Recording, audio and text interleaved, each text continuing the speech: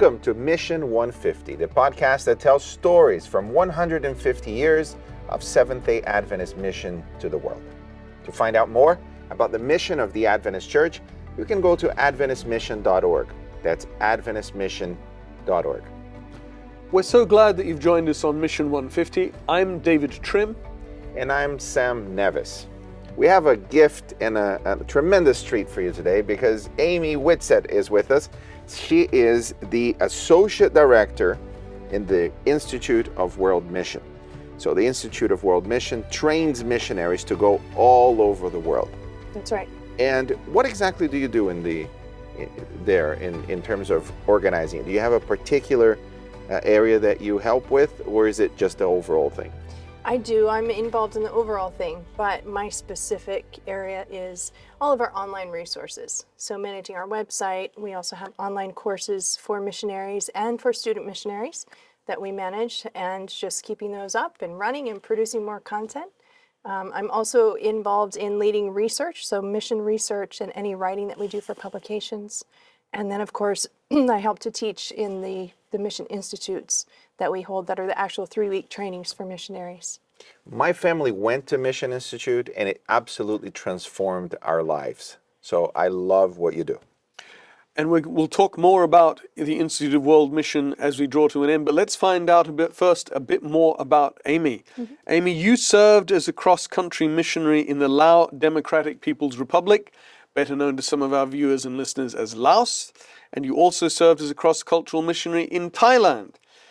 Did you have any family connection to mission, or was there something else that made you and your husband Greg decide to volunteer as missionaries?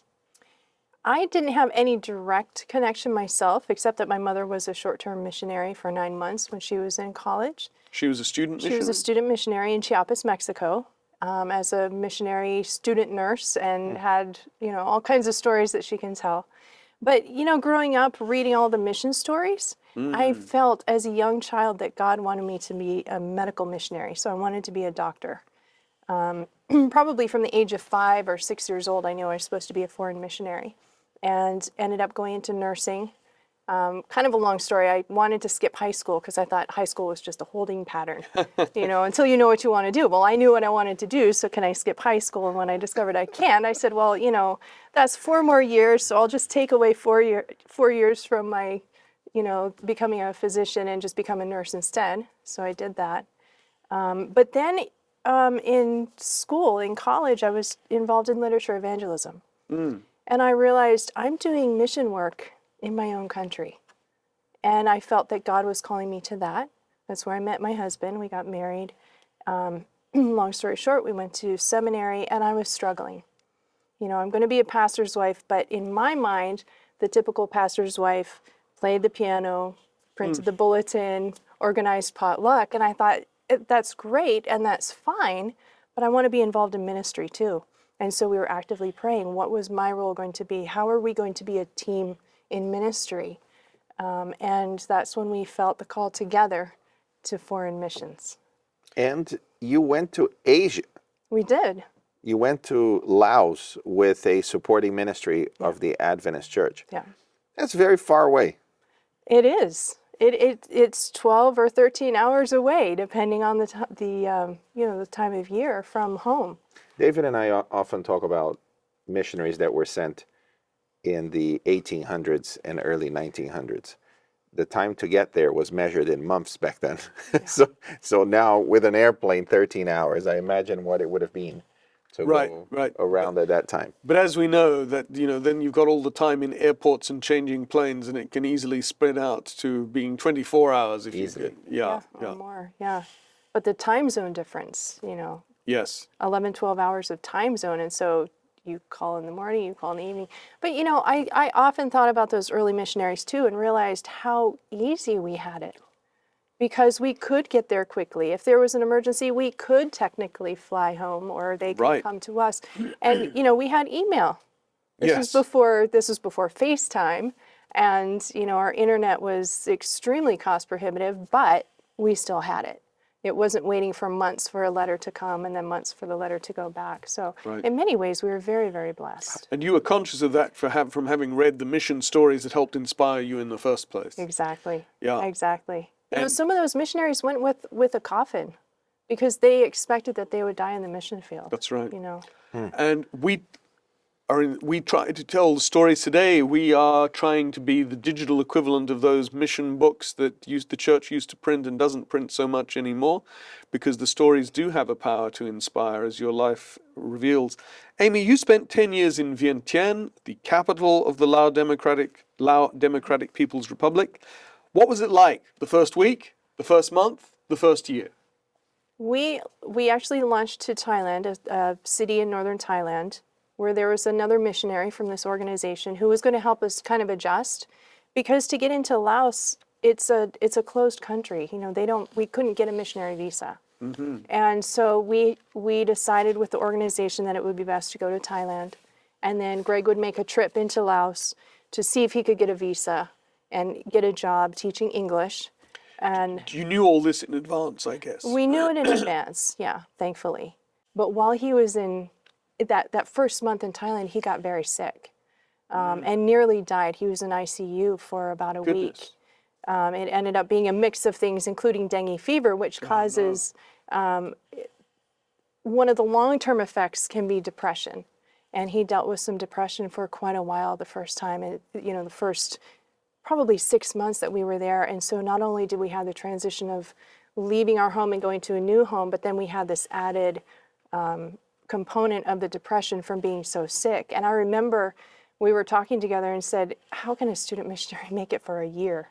And here with this organization, we had essentially committed for a lifetime. You know, they said 10 to 12 years, but however long it takes to plant a church.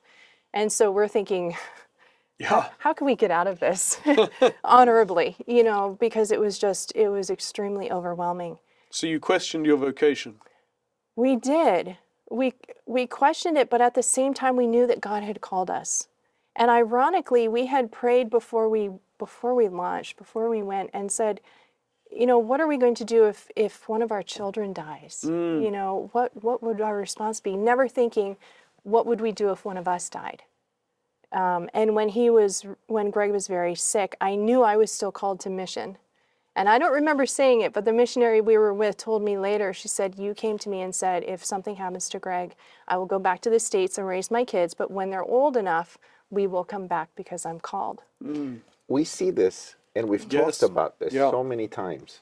One, I thought that by having missionaries that are still alive, that because most of the stories that we talk or have talked in the last few episodes, within months, many of them contracted what is it they call a tropical illness, fever? Yeah, Some kind of fever. They didn't even know exactly what it was, and then they died within sometimes weeks, sometimes months of being there. Yeah. And so Greg also became quite ill within a few months of arrival. Very sick, yeah. Just within a few months. In the first month. In the first month. The first month. So the first week he was up in the mountains preparing for a baptism and cut his foot, and that's how one of the infections started. And then the second week he was in Laos and picked up amoebic dysentery. Oh, no. And then when he came back, the third week, he was in ICU. And then the fourth week, out of ICU, kind of getting his land legs back, and then we moved into Laos because he was able to get a job. He was able to get a visa. We moved on a Sunday, and on Monday morning, he was in the classroom teaching advanced English grammar. Even though he was still so sick. Even though he was sick. You know, Sam, if Greg and Amy had gone 100 years ago, Greg would have been one of the people we talked about. Who wouldn't make it? Who wouldn't have made it. It's only because you have that modern medical care that there was an ICU for him to go into. Yeah. So you must have been experiencing culture shock because it's very different in Asia. Yes.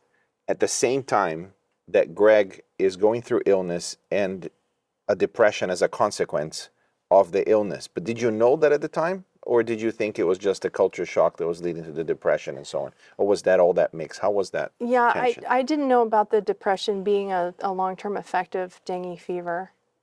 Knowing that after, it helps explain and provide some answers. But at the time? No, we just thought, well, this is just what mission life is about. This is what the transition is. This is what culture shock is. So, grin and bear it and grit your teeth through it once you get through it. Because I think the first year is the hardest because everything is new. I remember walking into a restroom and seeing a squat pot. You know, no place to sit, you just squat. And I thought, I don't even know how to perform the basic functions of life right in this culture. And that made me feel so little, so small. And I thought, how in the world are we going to survive? And we quickly learned there's people who have been living there for hundreds of years and doing it successfully.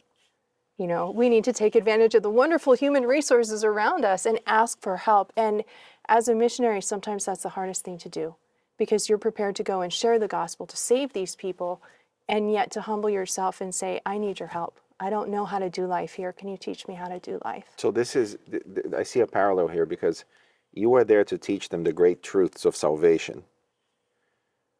But missionaries often describe how they don't know the language, but little children do.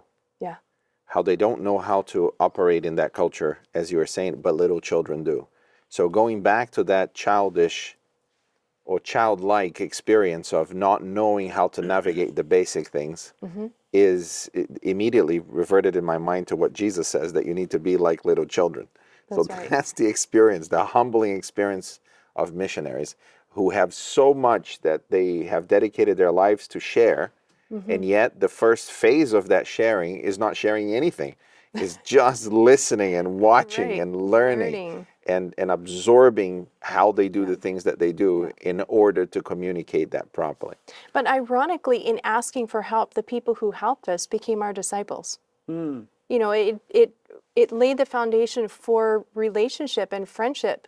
You know, Jesus' method where you're mingling with people, having conversations, getting to know people, living life together, and then being able to plant seeds of truth.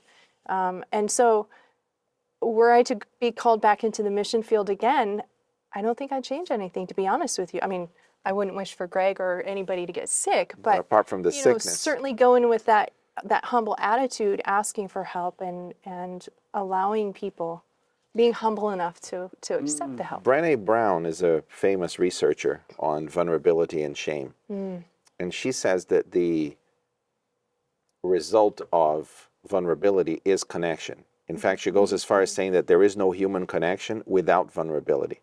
So that initial vulnerability that the missionary goes through is perhaps God's tool to build the connections necessary to communicate the gospel with people there. Right. That's fascinating. So you mentioned that Greg had got a visa to teach English as a second language. Is that what he did throughout the period as a missionary, as his day job? Was that his job throughout the period, or did it change? And what did you do, Amy? So yes, he continued to teach English, but after being there a couple of years, the union approached us and said, look, our students, our Adventist students, don't have the English that they need to go to the university in Thailand. Would you be willing to open an English language school? Because a lot of the schools... Just to clarify for some of our readers, some of our viewers and listeners who won't be familiar with Adventist jargon, we mean the Southeast Asia Union mission here. We don't mean a trade union, a labor union. Right. We mean the Southeast Asia Union approached Greg to start an Adventist language school. Correct. Because there was a challenge with classes being held on Saturday, on Sabbath, or exams being given. And so there was the Sabbath challenge. But then they said, we've got enough students who actually need to be discipled as well. And so we approached our organization and said, would you consider supporting us to start a language school? And they did. We started a language school called Gold English Institute, and we discipled so many students through that. And it became a blessing because the English teaching sector was one of the sectors that the government allowed foreigners to come and get visas for. And so it allowed us to bring in more missionaries. It allowed us to bring in student missionaries. And let me tell you, the value of student missionaries is beyond measure. We had so many young people discipled by our student missionaries that we couldn't have reached because we have children, we have families, and you know, at the end of the day, you go home and you're with your family. We're the student missionaries. At the end of the day, what do? You go out with your friends. Who are your friends? Your students, you know. And so through that friendship, they were able to bring people to the church, and the government allowed us to give Bible studies and have spiritual conversations on the... Okay, so that was that. You didn't have to hide that. Well, we had to be careful in the school, but we could be very open about it in the church. Right. And so we had different programs happen at the church. And so students would ask the student missionaries, well, what are you doing Friday night? Let's go do something. And they're like, well, we've got a program that we're involved in. You should come along. And that's how they would get in, coming to a Friday night Vespers and participating in the music and the fellowship. And Often people juxtapose long-term missions and student missionaries and short-term missions as opposing each other. What you're describing is they can very well complement each other in reaching a particular group. Absolutely. When they work together, when they're integrated, what you have is a tremendously powerful ministry. Yeah. And we did have some people who came as on short-term trips to come and support the school, you know, especially when we were renovating the building. We had a group come and help us painting and all kinds of things. And another couple guys came and helped us set up the IT system because we had the online component. And yeah, so absolutely short-term, you know, student mission, long-term career missionaries, they all have their place. Because you were there in Laos for 10 years, right? Yes, yeah. But you also valued the people who came in on short-term student missions and also people who just came on mission trips. Absolutely. They all have their role to play. Yes. Originally, we focused on co-porting at first, selling books, Right. and then health, and then education. And I guess as a result of globalization, now we have English teaching or languages being taught. In certain especially parts of the Asian world, parts of the it's a world. big thing, yeah. So that's another methodology of building connections and helping to advance people's lives and make it better. That's an interesting shift. I wonder when we started teaching English as a mission opportunity. That's an interesting question. I don't know the answer to that. It would be good to find out. Amy, what did you do in Laos? Did you just support Greg or did you have a job as well? I was primarily a stay-at-home mom. Our children were 5 months old and 3 years old when we went. So you had a 5-month-old when you moved to When we Laos. went, My yeah. goodness, There that's we a go. huge Yeah. challenge. Yeah. Wow. So, you know, my role, we were blessed that I could stay home and raise the kids. But at the same time, I was called to be a missionary too. And I remember crying, oh, you know, if I didn't have these kids, I could be a missionary. You'd know. felt the call since you were 5. Right, exactly. And here I am stuck at home. Now, I never resented my children. I'm extremely grateful and thankful for the blessing to have them, so I wouldn't change that. But I just remember feeling frustrated that I'm stuck in the routine of childcare and not able to spend full time in language learning, full time in learning the culture, full time in just engaging with people. But as the boys got older, I was able to get more and more involved, especially with the church. There was an established church there, but it was young and it was weak. And as a nurse, I was able to practice. I think I was more doctoring than I was nursing because I was diagnosing and prescribing and treating. Right, because there was a shortage of doctors, presumably. There's, well, a shortage of good education. You know, there were doctors who were there who had been educated in Japan or Thailand or other places and had come back, but not a lot of them. And the local, I was actually tutoring a young man through medical school, and he brought me his textbook, which was a photocopy of a textbook. Goodness. You know, and when you're dealing with diagrams and photos, those don't copy. No. And so, you know, it's just this black box. Well, what's the black box supposed to be? You know, and if you have a physician who's being trained that way, the education is not that wonderful. No, And so they were it's not. excellent at doing broken bone, you know, setting broken bones and doing stitches and that sort of thing. But when it came to internal medicine, I actually had more training than they did As a nurse. as a nurse. And so I worked primarily through the church. After church, the health ministries director and I, he was just a layperson, he and I would run a little clinic after church and just pray with people, treat them as we could. Would go out into the villages as we were able and visit and treat people as well. About how many church members did you have in Laos when you arrived there? You know, that's a good question. And I don't know the exact number, but it was not many at all. I think it was less than 1,000 when we went. There was no ordained pastor. Really? So No Greg was the ordained only pastor. one? He wasn't ordained at He that wasn't time. ordained at the time. There so- were trained pastors, but they were not ordained. And while we were there, the first one was ordained. And then now they have, I don't know, maybe 30 or 40 ordained pastors, maybe more. Wow. And a lot of them came through our school or were somehow impacted and discipled and mentored because Through of the our school. school being there. How does Praise it feel God. to start the work like this in a new country? You know what? It's humbling. It's really humbling. We weren't the first missionary there. Sure. You know, there were missionaries there before the war, before the Vietnam War, but we were the first foreign missionaries other than ADRA to be there specifically for church planting mission work since the war in the 70s. And Wow. and to So that's think a long back, time. to think back and to look at what's happening in the church now, I think probably the president of the church there is probably the youngest one in the world, you know, in our world church. He's in his 30s, you know. You're a very young church, and it's exciting. It's an honor. Sometimes we get the idea that the experience you had to be one of the first missionaries to a new field, a new country, is something that is no longer possible because we're already everywhere in the world, so there's no need for missionaries like this. But this couldn't be further from the truth. Right. There are still plenty of places in the world Absolutely. that we need missionaries like this. So we usually do this in the end, but if there is a young person listening to this who is thinking, I want to take on that difficult job, because what you described is not just difficult, it's hard, it's close to impossible. Yeah. To dedicate yourself through and risk sickness and death in order to take the good news of salvation to a new land. If there are people listening to this that are called by God to do that, how would you encourage them? Do it.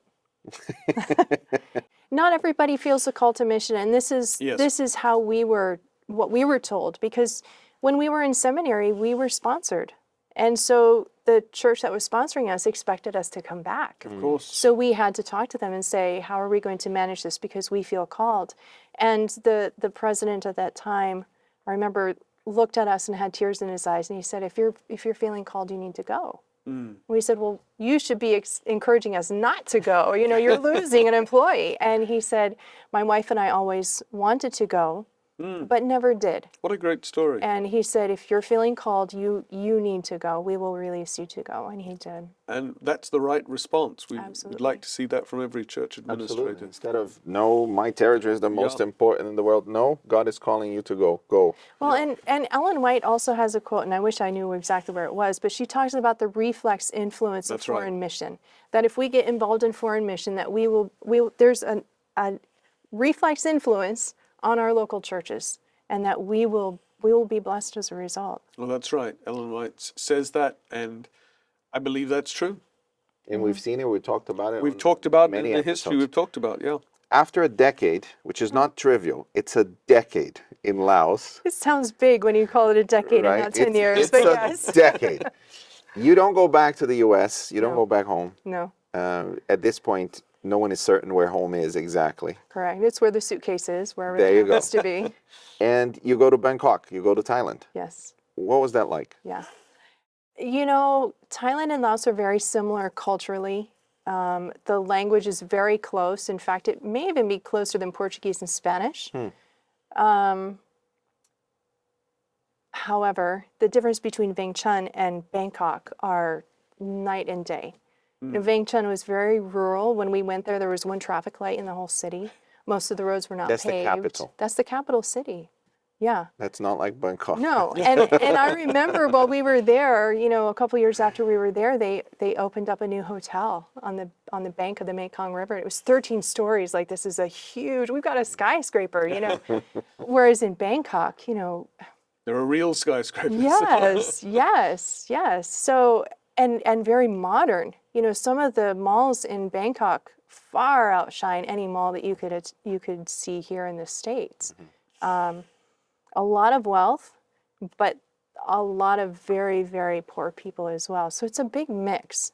But I'm a country girl. I grew up in New England, you know, a very country rural area. And to go to the big city was difficult. It was difficult. So there was a culture shock going from Laos to Thailand as well. So there was culture shock even with that move, right? Not Now, as drastic. you were now, when you moved to Thailand, you were working directly for the Seventh-day Adventist Church as opposed to one of its supporting ministries, and you worked as an official church missionary for 5 years. Why did you make that move to Thailand and take on those different responsibilities? God.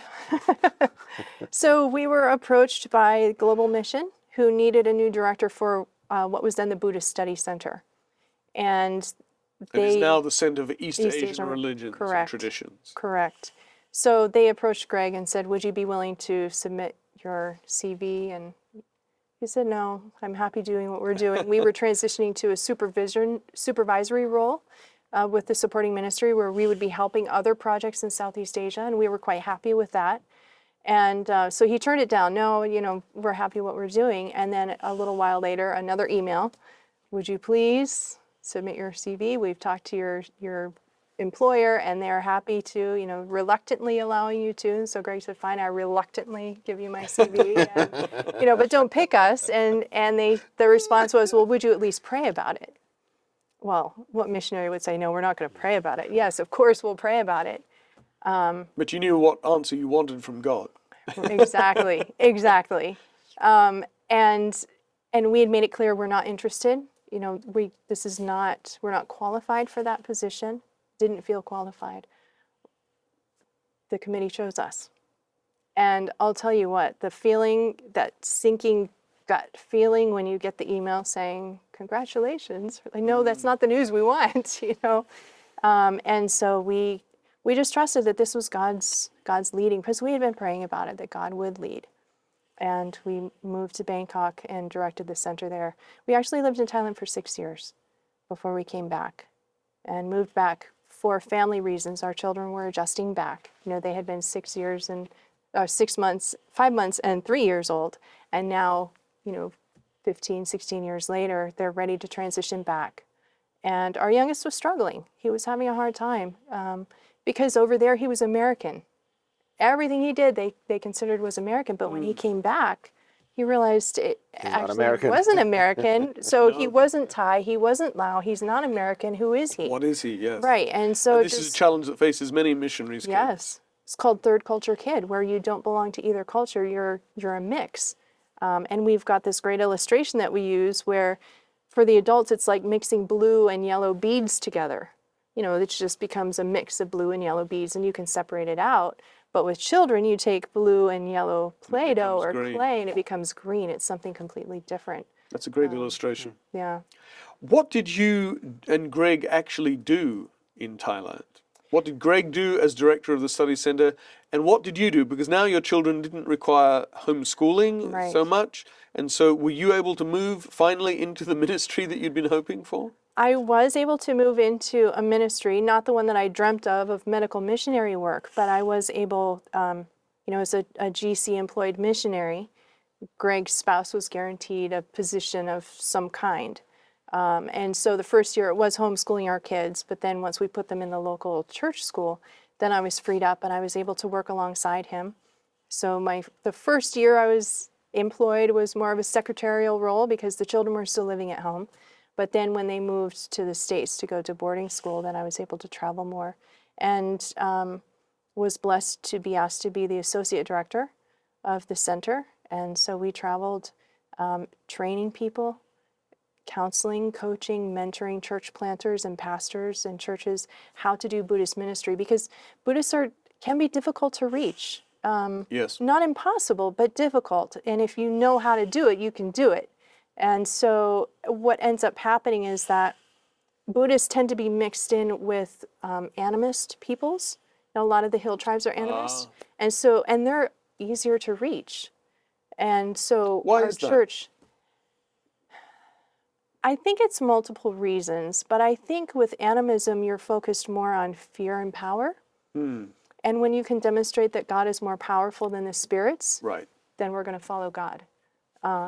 Whereas with Buddhism, it's more eclectic. You do what works for you.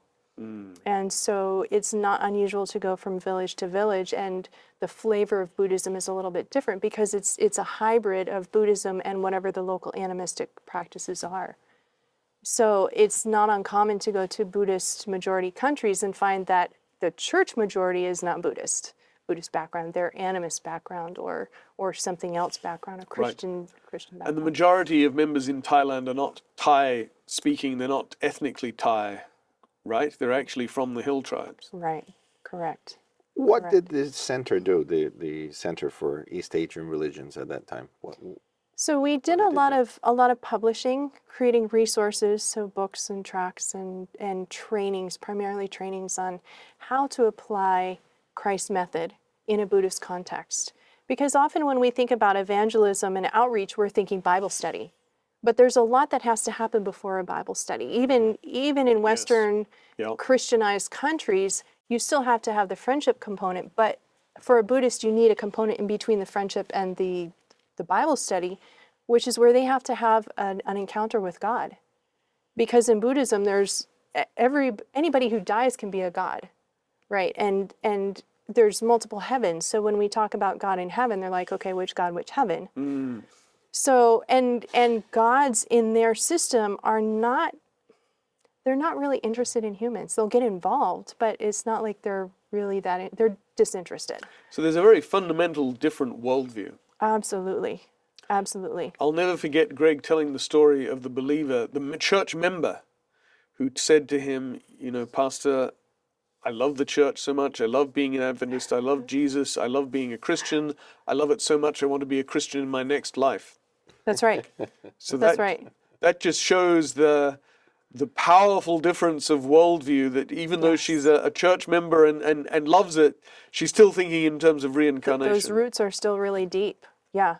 And so having that extra step of they need to have a personal encounter with God. Paul Hebert talks about different encounters, the power encounter and truth encounter and these things. And what we've realized is that they need any or all of those. And if you think about it in the Bible, there's many people in the Bible who had these encounters. I think of even Nebuchadnezzar. I mean, how many personal encounters did he have with God before it really changed his heart? And so helping people, helping the missionary, helping the local global mission pioneer and pastor recognize that we can't. It's premature to go into Bible studies and tell them about Jesus before they know who this God is. And in their system, when a God or a deity does something for you, you have to reciprocate. It's in the shame honor system, and it's the patron-client relationship. And so when you have somebody who does something for you that you couldn't do for yourself, you are indebted to them in whatever terms. That's the story of the gospel. Exactly. In many ways. Whatever terms those might be with your patron. And so we've established, we wrote some curriculum that runs that as the theme through the Bible, that God is our patron, and we've intentionally forgotten our relationship with our patron. And so the message of the gospel is to restore that right relationship with God as our patron, and we are his client. But he's not just a patron, he's a father patron. Right. Which has a double power to it, because parents, there's the saying, you can never repay your mother's milk. Even if all she did was give birth to you and then got up and walked away, you could not repay your mother for giving you life. So there's a double. It's your patron, correct, but also your father. So if your rejection of that is a double rejection, right? And so helping them to see that, and then knowing what the response is to be. And we've told them it's three things. One, you need to say thank you. Dear Jesus, thank you for, amen. Second, tell other people what he did for you. And third, he wants you to learn about him. Would you like to learn about him? And then we dive into Bible stories about Jesus, because Jesus said, if you've seen me, you've seen the Father. Yes. And so God's character is revealed in the person of Jesus. And so sharing stories of Jesus' compassion, Jesus' love, his moral teachings, and they see Jesus as providing a better option than what they're currently living with. And that opens them up to deeper Bible studies and a love relationship with God. In many ways, the shame honor culture that is prevalent in many Asian countries is the same that you had for the writers of the Bible. Yes. So if we can manage to remove much of the Western constructions that have been made over the last many centuries, especially Protestant ones, then maybe we have a better chance at communicating that properly. Yeah. Because after the 800s, 900s, there was an obsession with Christianity for how to avoid hell. In fact, that was the main theme of the Middle Ages, of the Dark Ages, was how can I avoid hell? And then Protestants came, and the question became, therefore, how can I be saved? And so you have 1,000 years of Western thought that are built on those two fundamental questions. Right. How can I avoid hell? What is it that I need to do to avoid it? And then what is it that I need to do to be saved? in the Catholic and Protestant traditions. And that adds lots of layers that were not there in the same way in the first century, Right, where the right. shame on our society is there. Right. So as you described it, what the premises of what you described is removing much of that extra layers, of those extra layers, and going back to a more fundamental relational family basis for accepting and experiencing God.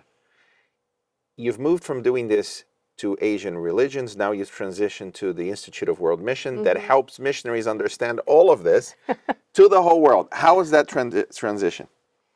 The transition has been difficult and easy all at the same time. You know, it depends on what you're talking about. So I really do appreciate being with the Institute. I've thought that of all the other departments in the General Conference, Institute is where I would love to serve, and I'm blessed to be there. And how did you come to make that transition from Bangkok and Thailand, the Global Mission Center, Yeah. to working at the church headquarters and the Institute for World Mission? How did that happen?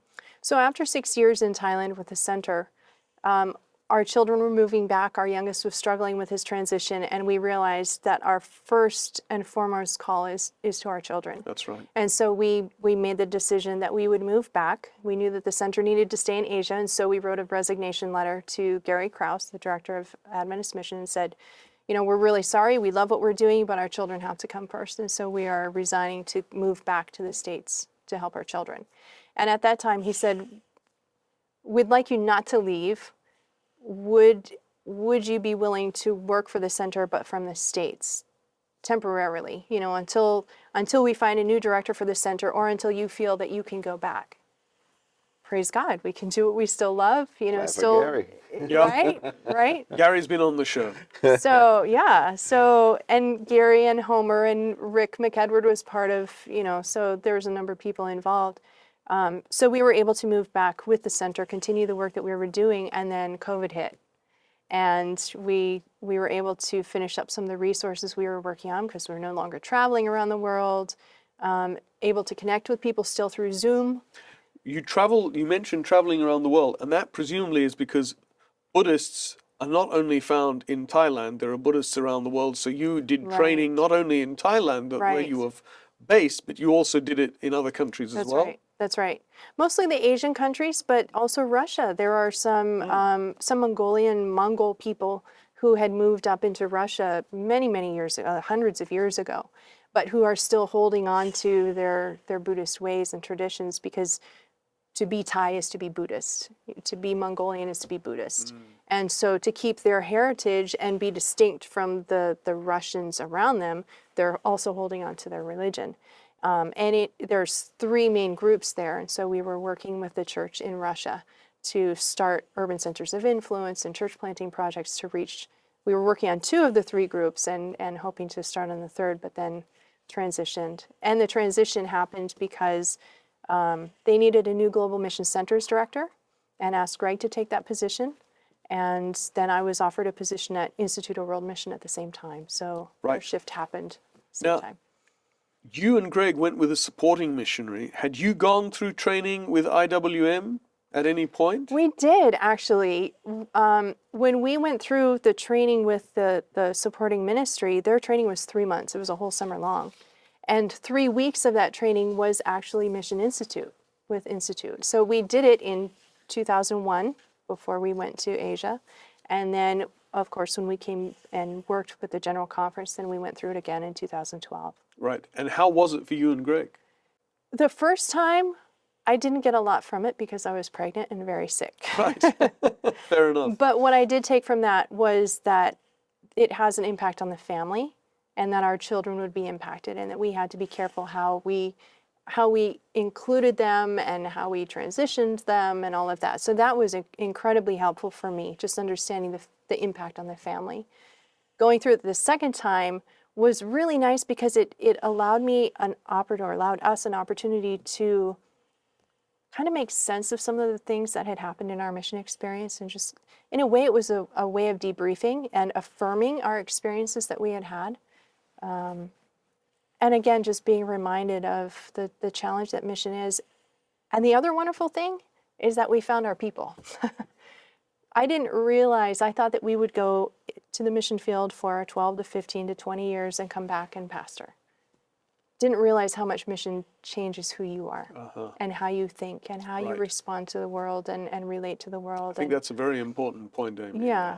So coming back and meeting other missionaries, it's like, we can talk and they get it, you know, and my family understands a lot. They came and visited multiple times. And so, you know, they understand what the market was like and the language is different and all that, but they don't really get it 100%. You know, they're 95% they get it. But when you talk with other missionaries, they get it. They really get it. And so to meet our people, you know, to meet our tribe and to develop a network of people who understand what we're going through and can relate to is really a wonderful thing. And to define and help to form a new generation of missionaries that are just starting out and going. Yes. If somebody wants to become a missionary and God is calling them to a particular place and they're going through, it's likely at some point they will come to the Mission Institute. Tell us what that is. What is the experience like for those 3 weeks? And what impact has it had in different missionaries? So Mission Institute is a 3-week program, training, rather intensive actually, where we spend all day. We're discussing different things. How do you deal with the transition that your family's experiencing? What are your children going through and how can you help them? What are some of the experiences that you're going to have and how can you manage with that? We also talk a lot about cross-cultural communication. You know, there's so many inferences, so many expectations that we have that we don't even think about, that are implied. So how do you deal with those expectations that are different that you don't even know about? And how do you resolve conflict when there is conflict? So just thinking more cross-culturally. We also talk about, you know, the realities of church planting and Adventist mission history and how are we fitting in, and this new mission focus that we're experiencing now where we're refocusing again on how we do mission and who we do mission and who does mission. You know, it used to be from the West to the rest and now it's from everywhere to everywhere. You know, and so how do we deal with that reality as well, where we're dealing with a very global church, even in a local setting?